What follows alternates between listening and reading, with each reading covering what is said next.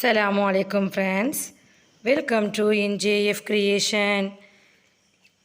இன்னைக்கு நம்ம சேனலில் வத்த குழம்பு பருப்பு ரசம் எப்படி செய்யறதுன்னு தான் நம்ம பார்க்க போகிறோம்.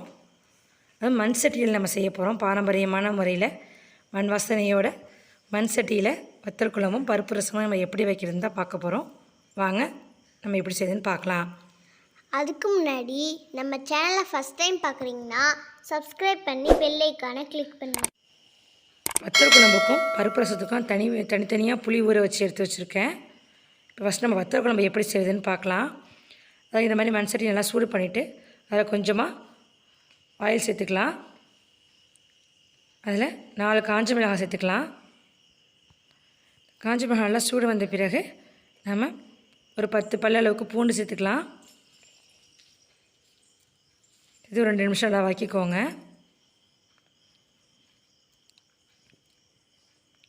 மண் சட்டியில் வத்தல் குழம்பு ரசம் மட்டும் இல்லைங்க, மீன் குழம்பு, கருவாட்டு குழம்பு, கீரை கடையல் இது எல்லாமே மண் சட்டியில் செய்யும்போது ரொம்ப டேஸ்ட்டாக இருக்கும். இது அந்த காலத்துலலாம் பார்த்திங்கன்னா இந்த மண் சட்டிலே வச்சு சூடு பண்ணி சாப்பிடுவாங்களாம். ரொம்ப டேஸ்ட்டாக இருக்குமா. இப்போ இந்த பூண்டு நல்லா வதங்கிடுச்சு.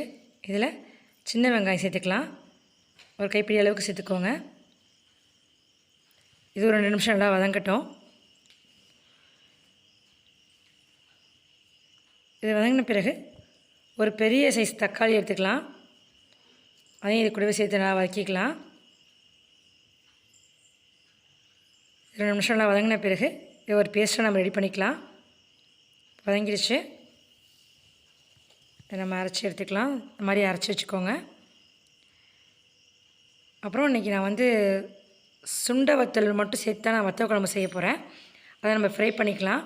கொஞ்சமாக ஆயில் சேர்த்துட்டு சுண்டை வத்தல் நம்ம ஒரு கைப்பிடி அளவுக்கு இதில் சேர்த்துக்கலாம். மணத்தக்காளி வத்தல் கிடச்சிச்சின்னா நீங்கள் அது கூட சேர்த்து செய்யலாம், அதுவும் நல்லாயிருக்கும். ஸ்டவ் லோ ஃப்ளேமில் வச்சுட்டு அதை ஃப்ரை பண்ணி எடுத்துக்கோங்க. ஏன்னா தெரிக்கும். பார்த்தீங்களா, தெரிக்குது பாருங்கள். அதனால் லோ ஃப்ளேம்லேயே வச்சுட்டு அதை ஃப்ரை பண்ணி எடுத்துக்கோங்க. ஃப்ரை பண்ணி எடுத்தாச்சு. இப்போ நம்ம வத்த குழம்பு தாளிச்சிடலாம். அதுக்கு நல்லெண்ணெய் ஒரு 3 டேபிள் ஸ்பூன் அளவுக்கு சேர்த்துக்கோங்க. நல்லெண்ணெய் அதிகமாக சேர்த்து தான் நம்மளுக்கு வத்த குழம்பு நல்லா டேஸ்ட்டாக இருக்கும். கெட்டு போகாது சீக்கிரம். எண்ணெய் சூடு வந்த பிறகு கடுகு கொஞ்சம் சேர்த்துட்டு அப்புறம் கடலப்பருப்பு கொஞ்சம் சேர்த்துக்கோங்க.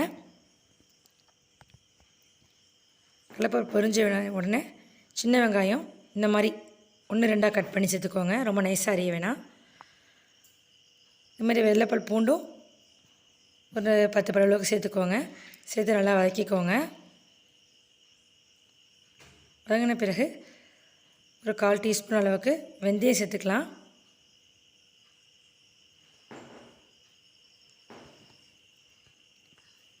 அதுக்கப்புறம் ஒரு கைப்பிடி அளவுக்கு கருவேப்பிலை சேர்த்துக்கலாம்.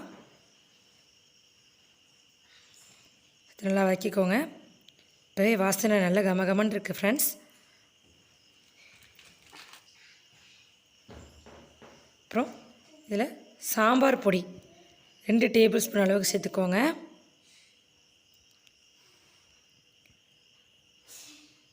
இது நல்லா மிக்ஸ் பண்ணி விட்டுருங்க. ஸ்டவ் லோ ஃப்ளேம்லேயே வச்சுக்கோங்க, ஏன்னா கருகிடக்கூடாது. அதனால் ஸ்டவ் லோ ஃப்ளேம்லேயே இருக்கட்டும். இப்போ பெருங்காயத்தூள் கொஞ்சமாக சேர்த்துக்கலாம். அப்புறம் மிளகாத்தூள் ஒரு 1/2 டீஸ்பூன் சேர்த்துக்கோங்க. காரத்துக்கு எப்போ சேர்த்துக்கோங்க, ஏன்னா நம்ம காஞ்ச மிளகாய் வேறு சேர்த்து பேஸ்ட் ரெடி பண்ணியிருக்கோம் இல்லையா, அதனால் மிளகாத்தூள் பார்த்து சேர்த்துக்கோங்க. அப்புறம் ஜீரகத்தூள் 1 டீஸ்பூன், மிளகுத்தூள் 1/2 டீஸ்பூன் சேர்த்துக்கோங்க.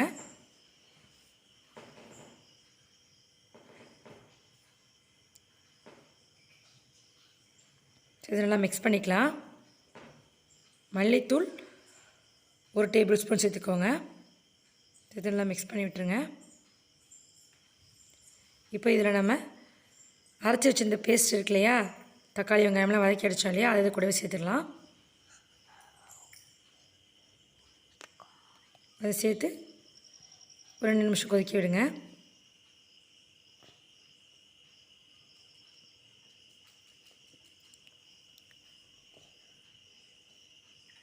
அதுக்கப்புறம் நம்ம ஃப்ரை பண்ணி வச்சுருந்த அது வறுத்து வச்சுருந்த சுண்டை வத்தல் இதை கூட சேர்த்துக்கலாம். சேர்த்து மிக்ஸ் பண்ணுங்கள். மிக்ஸ் பண்ணி கொதிக்கும் போதே கலர் நல்லா சேஞ்ச் ஆகி வருது. இப்போ இதில் நம்ம ஊற வச்சு கரைச்சி வச்சுருந்த புளிக்கரைசல் இதை கூட சேர்த்துக்கலாம். கொஞ்சமாகவே புளிக்கரைசல் சேர்த்து பார்த்துக்கோங்க. இப்போ இதில் நம்ம உப்பு சேர்த்துக்கலாம். உப்பு சேர்த்துலாம் மிக்ஸ் பண்ணி விட்டு மூடி போட்டு வச்சுருங்க. இது நல்லா கொதிக்கட்டும்.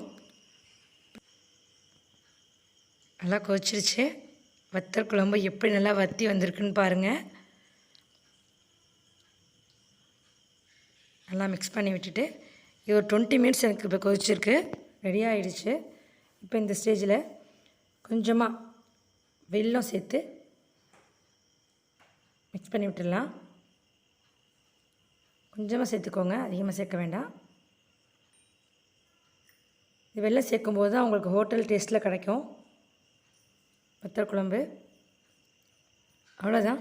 ஒரு 2 நிமிஷம் கொதிச்சிருச்சுன்னா நம்மளுடைய வத்தல் குழம்பு ரெடி ஆகிடும்.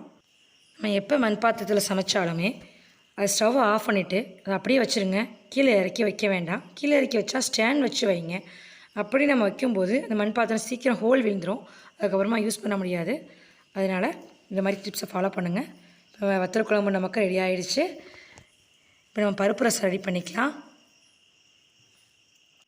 பருப்பு ரசத்துக்கு கொஞ்சமாக பருப்பு வேக வச்சு எடுத்துக்கலாம். இந்த பருப்பு வேக வச்சு எடுத்த பருப்பில் ஒரு பெரிய சைஸ் தக்காளி எடுத்து இந்த மாதிரி கையால் நல்லா பிசைஞ்சு விட்டுக்கோங்க. சின்னதாக இருந்துச்சுன்னா 2 தக்காளி சேர்த்துக்கோங்க. தக்காளி அதிகமாக சேர்த்து தான் இந்த ரசம் ரொம்ப நல்லாயிருக்கும். அதனால் தக்காளி சேர்த்து இந்த பருப்போடு நல்லா பிசைஞ்சு விட்டுருங்க. பிசைஞ்சு விட்டுட்டு நம்ம ஊற வச்சு கரைச்சி வச்சுருந்த புளியை அது கூடவே சேர்த்துக்கலாம். வடிகட்டிட்டு சேர்த்துக்கோங்க. சேர்த்து நல்லா மிக்ஸ் பண்ணி விட்டுடலாம். இதை மிக்ஸ் பண்ணி விட்டுட்டு இருக்கட்டும். நம்ம ரசப்பொடி ரெடி பண்ணிக்கலாம். ஒரு காஞ்ச மிக்ஸி ஜாரில் ஒரு 10 பல் அளவுக்கு தோல் உரிக்காத பூண்டு எடுத்துக்கலாம். அப்புறம் காஞ்ச மிளகாய் ஒரு 3-4 வரைக்கும் சேர்த்துக்கலாம். அம்மி இருந்துச்சுன்னா கூட நீங்கள் அம்மியிலே கூட இந்த ரசப்பொடி ரெடி பண்ணலாம், ரொம்ப டேஸ்ட்டாக இருக்கும். அப்புறம் ஜீரகம் 1 டீஸ்பூன் சேர்த்துக்கலாம். மிளகு 1 டீஸ்பூன் சேர்த்துக்கலாம்.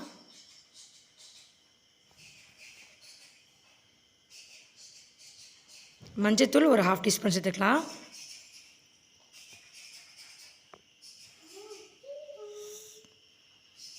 ஒரு கடலைப்பருப்பு ஒரு 1/2 டீஸ்பூன் சேர்த்துக்கலாம். அப்புறம் மல்லி, முழு மல்லி 1 டீஸ்பூன் சேர்த்துக்கலாம். சேர்த்துட்டு ரொம்ப பவுட்ரு பண்ணிடாமல் கொஞ்சம் நரப்பாக மிக்சியில் அரைச்சி எடுத்துக்கலாம்.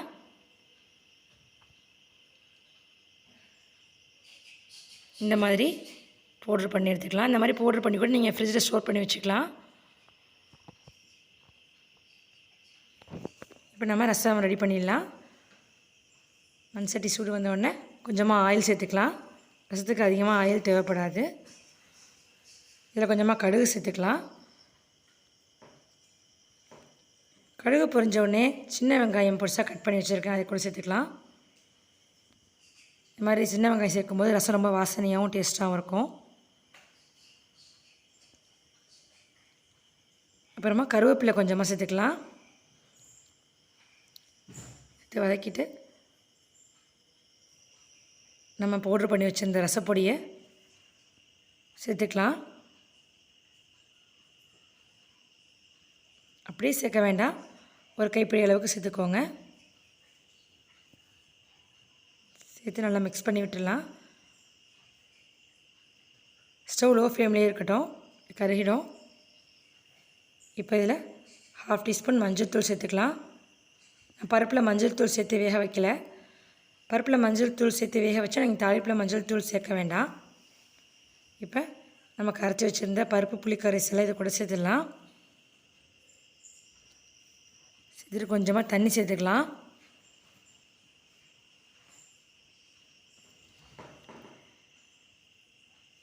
ஒரு 1/2 டம்ளர் இல்லை 1 டம்ளர் அளவுக்கு தண்ணி சேர்த்துக்கோங்க. சேர்த்துட்டு இப்போ இதில் கொஞ்சமாக நான் உப்பு சேர்த்துக்கலாம். உப்பு சேர்த்துட்டு ஸ்டவ்வை லோ ஃப்ளேமில் வச்சுக்கோங்க, அதிகமாக கொதிச்சிடக்கூடாது. இந்த மாதிரி நுர பொங்கி வரும். அந்த சமயத்தில் கொஞ்சமாக மல்லித்தழை தூவிட்டு ஸ்டவ்வை ஆஃப் பண்ணிடலாம். அவ்வளோதான், நம்மளோட சூப்பரான மண் சட்டி பருப்பு ரசம், மண் சட்டி வத்தல் குழம்பு ரெடி ஆகிடுச்சு. கண்டிப்பாக நீங்கள் வீட்டில் ட்ரை பண்ணி பாருங்கள் ஃப்ரெண்ட்ஸ். அதே மாதிரி மண் சட்டி யூஸ் பண்ணும்போது நான் சொன்ன அந்த டிப்ஸை ஃபாலோ பண்ணுங்கள். ரொம்ப நாள் வரைக்கும் மண் சட்டி நம்ம யூஸ் பண்ணலாம். சூட்டோட கீழே இறக்கி வச்சிட வேண்டாம். ஸ்டாண்ட் யூஸ் பண்ணுங்கள் மண் சட்டி வைக்கும்போது. கண்டிப்பாக நீங்கள் வீட்டில் ட்ரை பண்ணி பார்த்துட்டு எப்படி இருந்துச்சுன்னு கமெண்ட் பாக்ஸில் கமெண்ட் பண்ணுங்கள். இந்த வீடியோ உங்களுக்கு பிடிச்சிருந்துச்சுன்னா லைக் பண்ணுங்கள், ஷேர் பண்ணுங்கள், கமெண்ட் பண்ணுங்கள், சப்ஸ்கிரைப் பண்ணி பெல் ஐகானை கிளிக் பண்ணுங்கள். தேங்க்ஸ் ஃபார் வாட்சிங்.